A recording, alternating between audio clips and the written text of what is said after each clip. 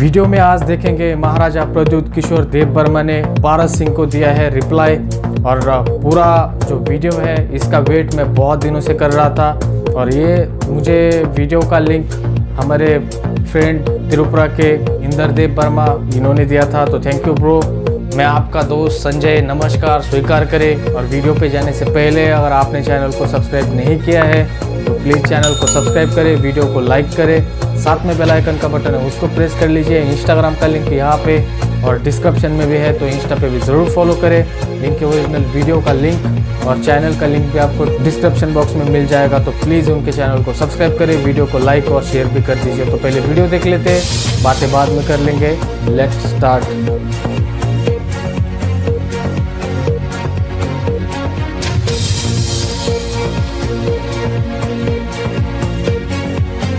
मेरा first reaction है कि मुझे आई am not surprise.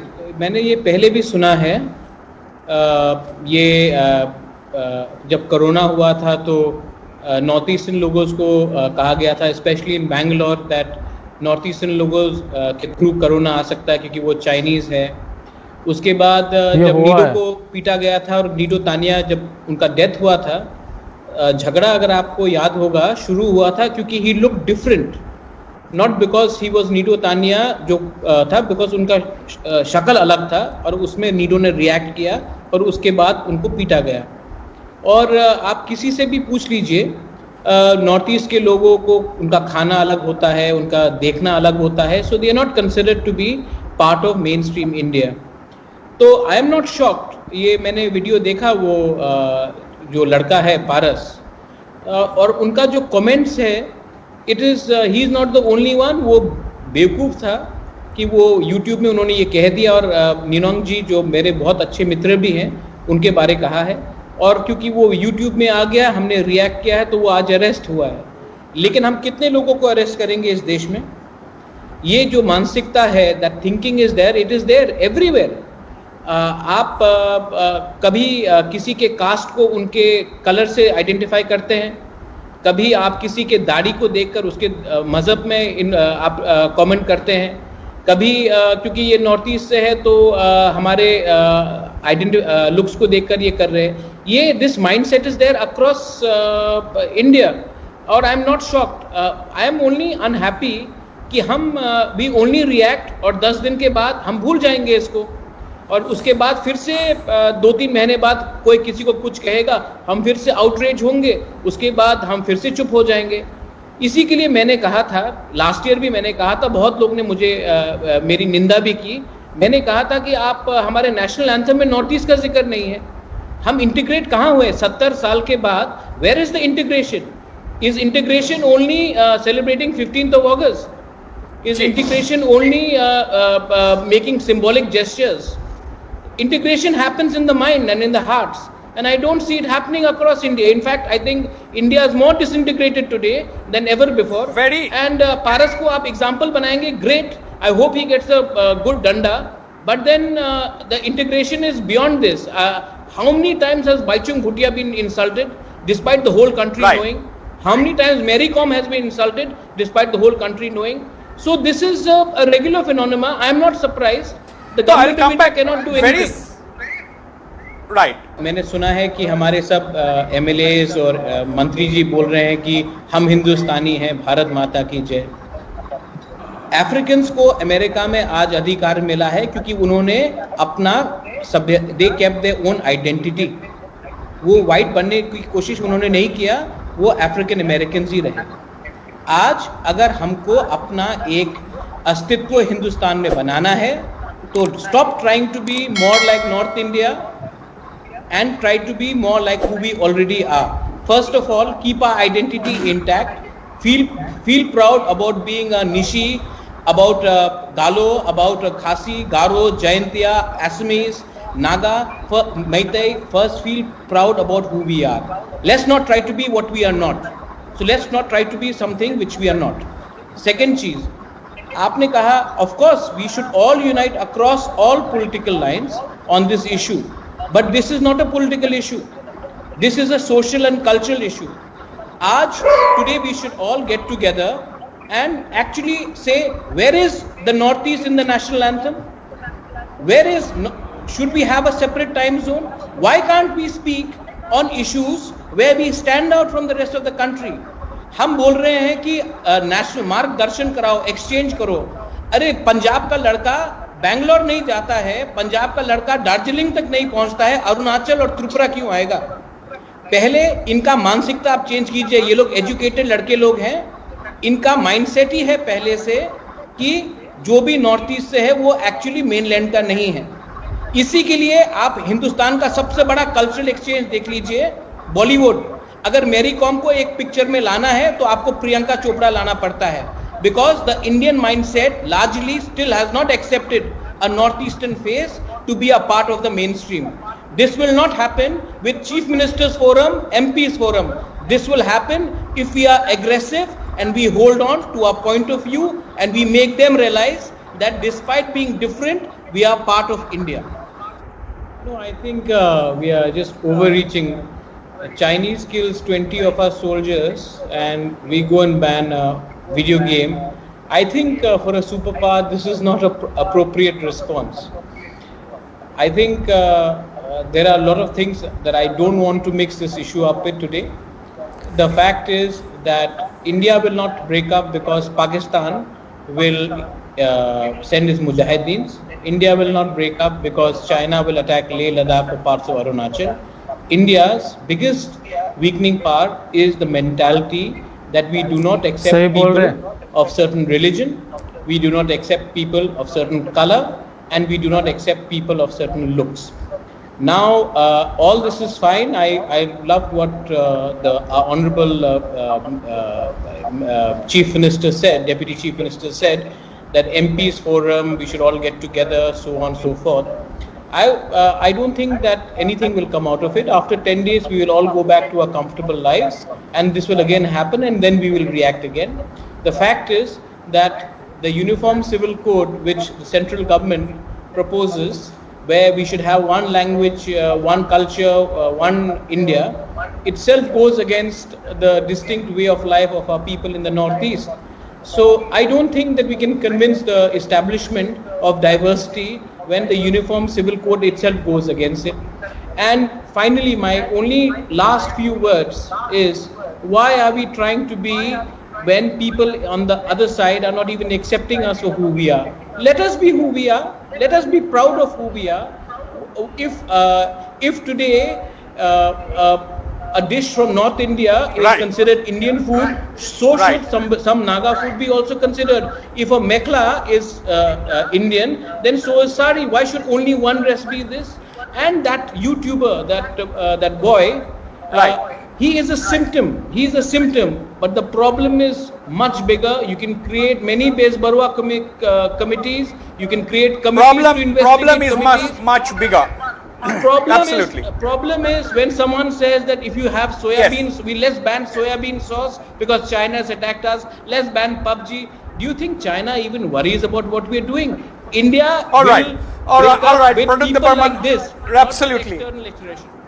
Finally, I think we should stop getting over this China syndrome. If China had to bribe a YouTuber from Punjab, from Chandigarh and Paras instead of a general or a politician, that means China is actually on very weak wicket. I don't think China needs to bribe YouTubers.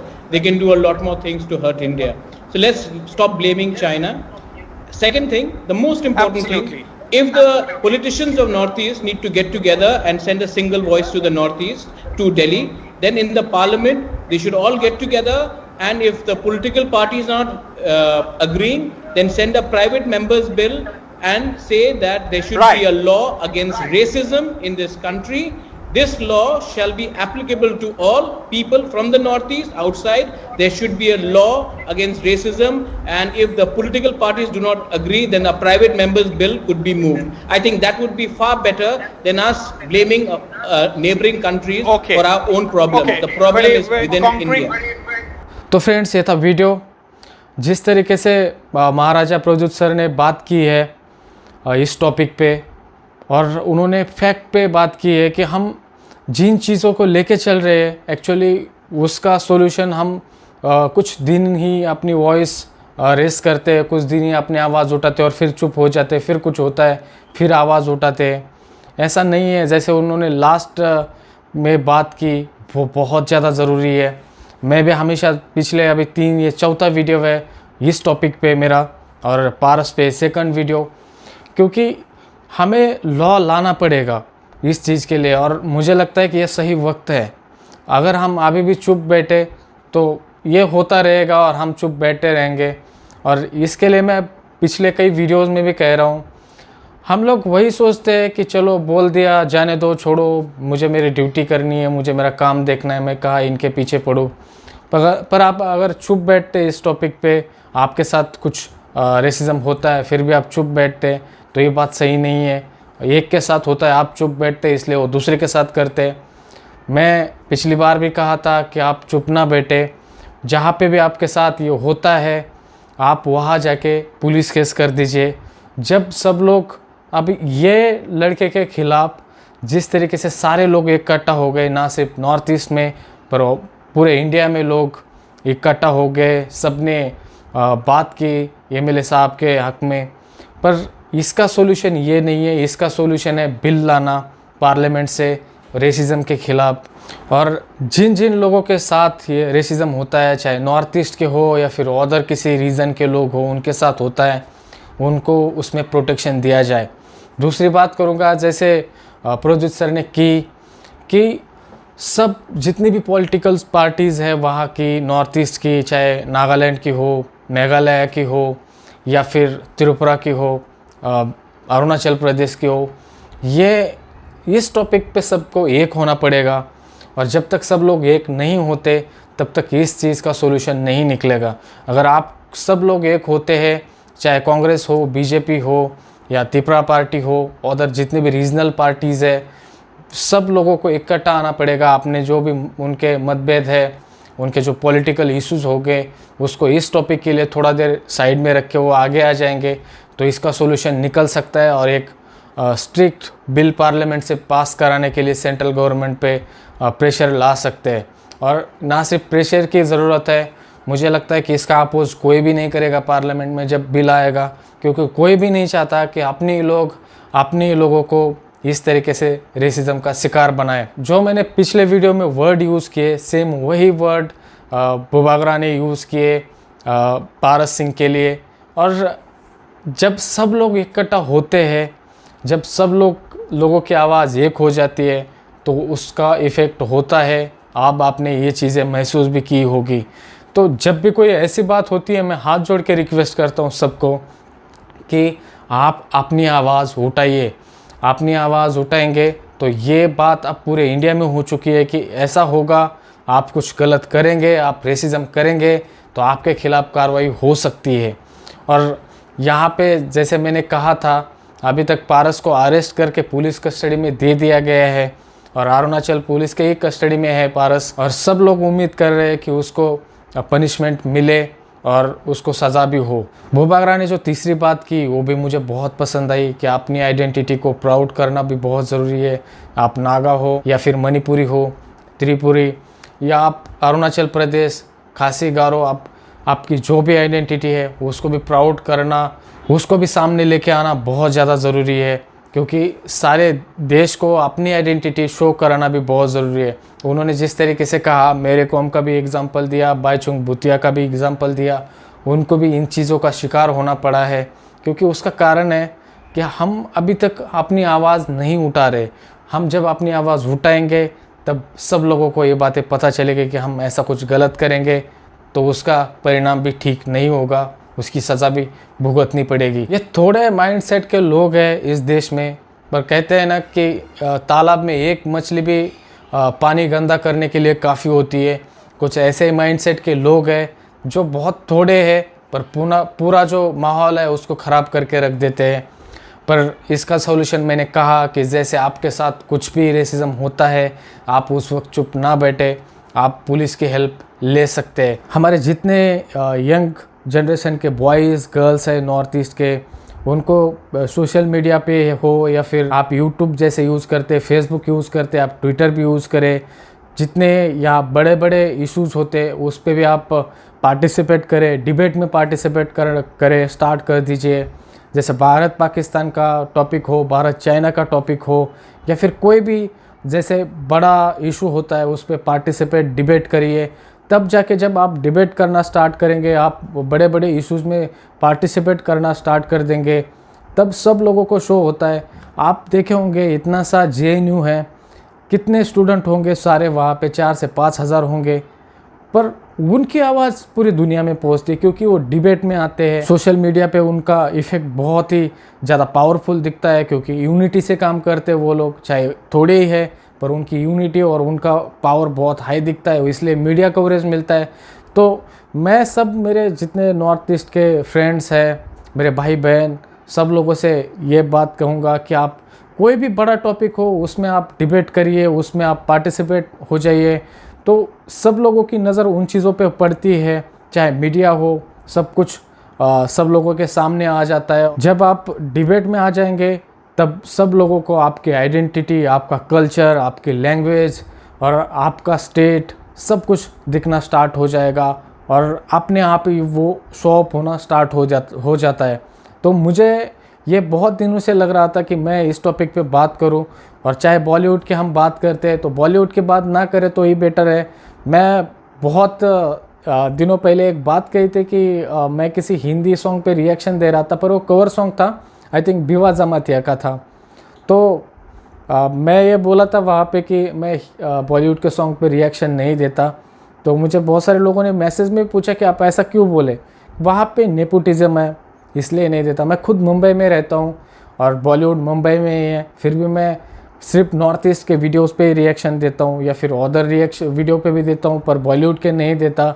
मैंने starting में दिए पर उसके बाद कुछ ऐसे घटनाएं हुई, उसके बाद मैंने वो छोड़ दिया। हाँ, कवर वीडियोस पे देता हूँ। हमारे नॉर्थ ईस्ट के जितने आर्टिस्ट है वो कवर वीडियो बनाते हैं तो उसके ऊपर मैं ज़रूर रिएक्शन देता हूँ, क्योंकि वो हमारे नॉर्थ ईस्ट के आर्टिस्ट है, उसको कवर वीडियो बनाते हैं तो मैं ज़रूर देता हूँ।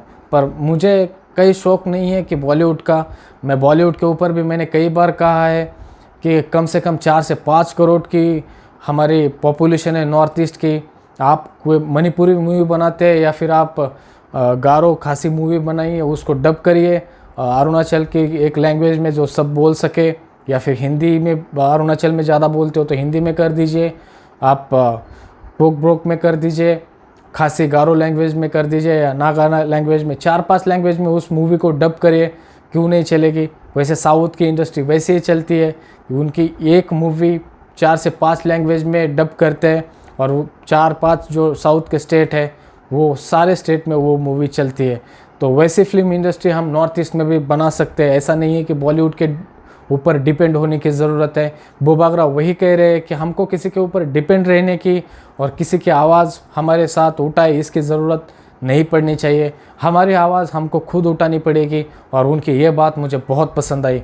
तो कैसा लगा आपको ये वीडियो मुझे कमेंट बॉक्स में ज़रूर बताइए। मिलते हैं अगले वीडियो में, तब तक अपना ख्याल रखें और जाते जाते चैनल को सब्सक्राइब ज़रूर कीजिए। जय हिंद।